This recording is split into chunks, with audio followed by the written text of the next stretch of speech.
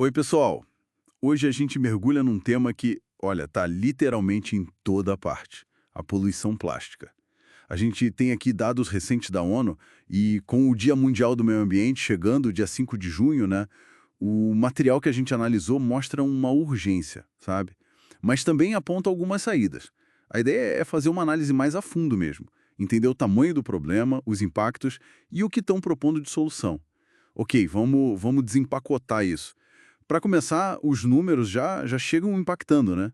A ONU está projetando um consumo de 516 milhões de toneladas de plástico, isso só em 2025. 516 milhões? É, é muito plástico. E o que mais preocupa, só 9% disso tudo acaba sendo reciclado de verdade, efetivamente. Dá para ter uma ideia do volume que sobra? São tipo 13 milhões de toneladas que ficam no solo e mais umas 11 milhões que vão para os rios e mares. Isso todo ano. É difícil até de visualizar. É uma escala que realmente sufoca, como disse o secretário-geral da ONU, o Antônio Guterres. A citação dele é bem forte. Ele fala que o lixo plástico está dos oceanos ao topo do Monte Everest e vai parar passando pelo cérebro humano e até o leite materno. Essa onipresença, sabe, não é só o que a gente vê na praia. As fontes que a gente viu confirmam mesmo, já acharam microplásticos em artérias, nos pulmões, até no cérebro. Isso liga direto a poluição com a nossa saúde, né? E, claro, ainda agrava a crise climática. E tem um ponto importante que a OIM levanta, atinge muito mais as comunidades vulneráveis, desproporcionalmente. E aquele número, os 9% de reciclagem que você falou. O que é fascinante aqui é que algumas análises sugerem que a reciclagem real, sabe, aquela que transforma o plástico velho em algo de qualidade parecida, essa é ainda menor. Bem menor. Nossa, como um cenário desse. Como é que o mundo está reagindo? Porque alguma reação tem que ter, né? E aqui é onde fica realmente interessante. A ONU colocou o dedo na ferida mesmo. O tema do Dia Mundial do Meio Ambiente de 2025, que vai ser lá na Coreia do Sul, é justamente acabe com a poluição por plástico. Direto ao ponto. E mais importante talvez, tem um esforço global rolando para criar um tratado sobre plásticos. Um tratado que seja vinculante, sabe? Com negociações importantes agora em agosto, lá na Suíça.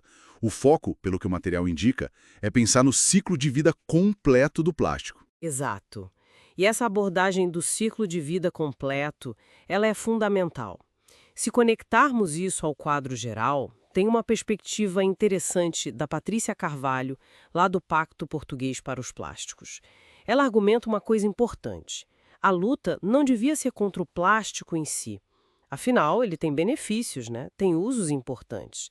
Mas sim contra o mau uso e contra a falta de um sistema que faça ele circular. A falta de circularidade. Ou seja, o ponto-chave, e talvez meio contraintuitivo para alguns, não é simplesmente banir o material. É redesenhar como a gente produz, como a gente usa e, principalmente, como garantir que ele volte para o ciclo produtivo, em vez de virar lixo no ambiente. Entendi. Então, se o problema maior, esse mau uso e a falta de circularidade, que caminhos concretos as fontes apontam para a gente mudar isso? O que dá para fazer? Olha, as fontes listam algumas frentes de ação, sabe? E elas precisam andar juntas, não adianta só uma. Primeiro, uma redução drástica, principalmente nos plásticos descartáveis de uso único, aqueles que a gente usa por minutos e ficam por séculos. Segundo, investir pesado em alternativas, mas alternativas que sejam de verdade sustentáveis e biodegradáveis. Porque nem sempre é simples, né? Tem muita coisa aí que, enfim.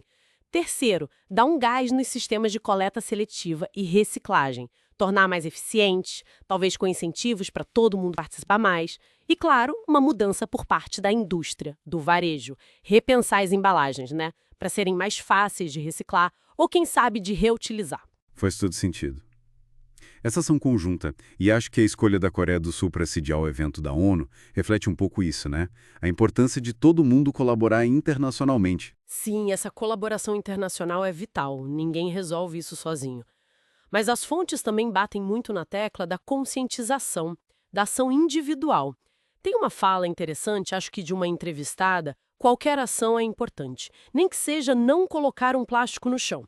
Pode parecer pequeno, né? Mas reflete uma mudança de cultura que é super necessária e que complementa as grandes estratégias, os tratados, tudo isso. Afinal, o Dia Mundial do Meio Ambiente existe desde 73, justamente para isso, né? Para mobilizar todo mundo em torno desses desafios ambientais urgentes. Então, o que tudo isso significa?